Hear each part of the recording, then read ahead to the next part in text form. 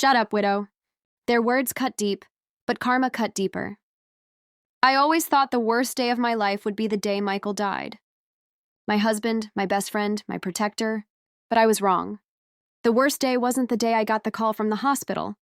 It wasn't the day I stood alone by his grave as the rain fell harder than I ever imagined it could. No, the worst day came later, when I realized that the people who should have stood by me in grief instead saw me as a burden, or worse, an opportunity.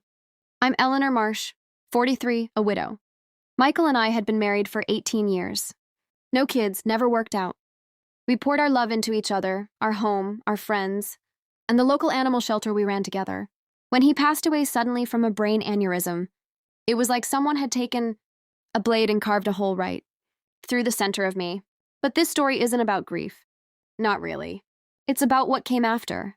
The cruelty, the betrayal, and the reckoning. The gathering of vultures. Michael's funeral was held on a bitterly cold Thursday morning in early January. The wind howled through the cemetery like it had a score to settle, and I stood there in a long black coat with gloved hands clenched tight. My heart ached with every breath I took. But even through the fog of loss, I noticed them. The whispers, the glances, the way people from Michael's family, his mother, his sister Donna, his cousin Greg, looked at me like I was a stranger in their midst. Or worse, an intruder. You know, she'll probably sell the house, Donna muttered to someone behind me. She wasn't trying to be discreet. Not much reason to stay, Greg added, nodding solemnly as if this was all a foregone conclusion. No kids, no ties. Michael's mother, Evelyn, stood a few feet away, wrapped in a fur shawl, dabbing at her dry eyes. She hadn't hugged me, hadn't even looked at me directly. As if I'd been the one who killed her son. I kept silent. I had no energy to fight, but I wasn't prepared for what came next. The will and the war 3 weeks after the funeral. I sat in the attorney's office with red-rimmed eyes and a headache that had lasted for days. I wasn't expecting any surprises. Michael and I had a will, had talked about everything. Or so I thought. But when the lawyer, Mr. Gaines, cleared his throat and began reading, I noticed the shift in tone immediately. To my wife, Eleanor, I leave the house, the shelter property, and all shared savings. To my mother, Evelyn, a one-time payment of $15,000 for her support. To my sister, Donna, and cousin Greg, nothing. Nothing. The room exploded in seconds. What the hell is this? Donna snapped, slamming her palm on the table. This has to be a mistake. I knew she was manipulating him. Evelyn hissed, pointing a finger at me. You turned him against his own family. I didn't. Shut up, widow, Greg growled. You're nothing without him. And you'll see exactly what that means. Those words, sharp as razors.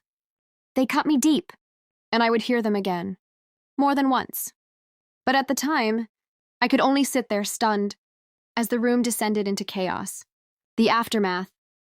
The next few weeks were a blur of paperwork, condolence cards, and a crushing silence in the house that had once felt warm and alive. I didn't expect support from everyone, but I never imagined how quickly Michael's family would turn cold. They called the shelter board and demanded an audit. They contacted neighbors to start rumors about me, how I must have done something to push Michael to an early grave. I even got a call from Evelyn's lawyer, claiming Michael had been coerced in his final months. And then came the visit from Donna. She showed up, unannounced one Wednesday morning, wearing sunglasses and fake sympathy. I think we got off on the wrong foot, she said, stepping into my living room like she owned the place. I don't think we got off on anything, I replied coolly. You made yourself pretty clear. She waved a hand. Grief makes people say dumb things. But listen, I came to propose something. Of course she did. She wanted the shelter property, claimed it had sentimental value, said she'd turn it into a spa and retreat center. I stared at her. That shelter is where Michael and I built our life together. We rescued hundreds of animals. You want to bulldoze that for a spa? She tilted her head. You can't keep it running alone. You're not a businesswoman. You're a widow. There it was again. That word, used like a weapon. I stood my ground. I told her no. She left in a fury, but not before throwing one last jab. You'll regret this. Ellie, you'll see. You think being a widow gives you power? But you're just a woman with no anchor. And anchors drown without anything to hold on to. The sabotage begins. Over the next 6 months, I faced a campaign of harassment so relentless, it could have broken anyone. Anonymous calls to the shelter reporting neglect. Inspections that conveniently came days after Donna. Posted nasty things on local forums. The vet who used to help us suddenly pulled out of our weekly spay clinic without explanation. Someone even slashed the tires of my van. I went to the police, filed reports, nothing came of it. I began to lose donors. Volunteers dropped off. I went from running a thriving sanctuary to scrambling to keep the lights on. One night, around 2 a.m., I sat on the floor of my kitchen in the dark, holding a photo of Michael and me with a rescued pit bull named Teddy. I sobbed harder than I had the day of his funeral. I whispered, "What do I do, Michael? I'm losing everything." A spark of resistance.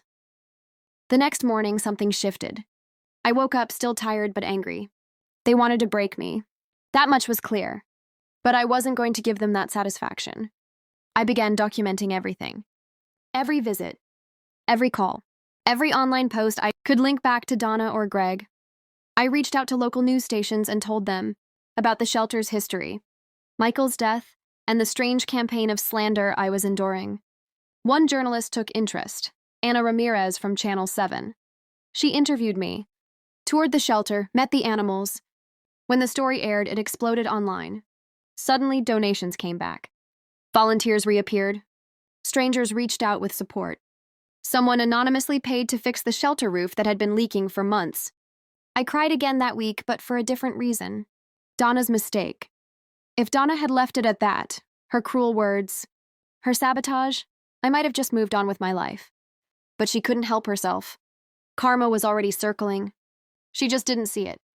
Because in her desperation to destroy me, she did something incredibly stupid. She forged documents.